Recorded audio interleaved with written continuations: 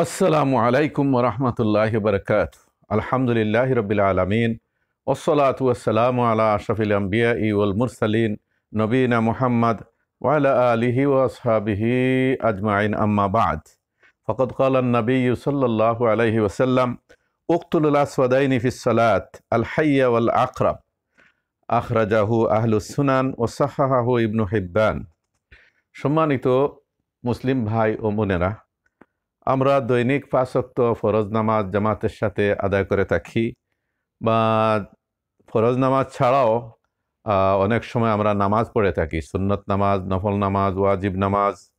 তো মাসআলা হলো যে আপনি নামাজ শুরু করলেন, তো ইতিমধ্যে আপনি দেখলেন আপনার বরাবর সামনে একটা বিষধর সাপ অথবা বিচ্ছু। এখন কি করা?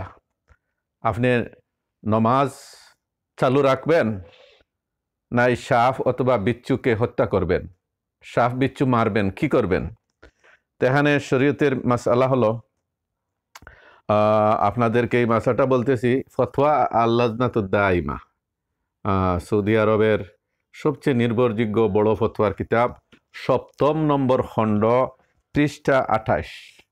এর মধ্যে প্রশ্নই আসছে এই মর্মে যে ইজা শারা রাজুলুন ফি সালাতিহি ওয়া হাযিহিস সালাত ফারদুম মিনাল আওকাত আল খামসা ওয়া রাআ আমামাহু সুবানান আও আকরাবান ফাহাল ইয়াকতাউ সালাতাহু ওয়া ইয়াকতুলু যালিকা আম ইউতিম্মু সালাতাহু।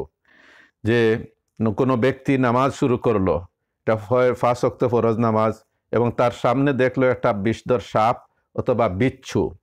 এহেন অবস্থায় সে কি তার নামাজ বন্ধ করবে এবং এই সাপ বা বিচ্ছু হত্যা করবে, নাকি নামাজ পূর্ণ করবে?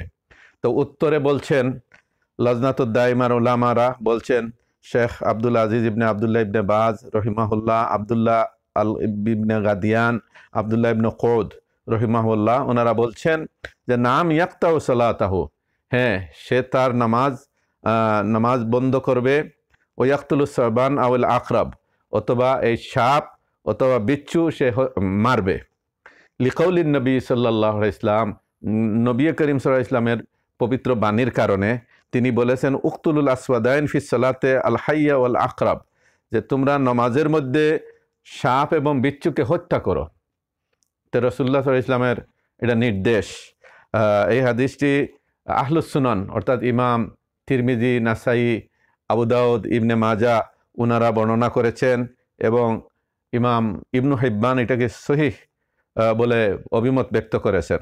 তো এই ফতোয়ার মুফতিগণ, সম্মানিত মুফতিগণ বলেছেন রহিমাহুল্লাহ যে ওয়াইন আমকানা কাতলাহুমা ওয়া হুয়া ফি সালাতিহি মিন দুনে আমালিন কাসিরিন উরফান ফালা বাসাহ ওয়া সালাতুহু সহিহাতুন।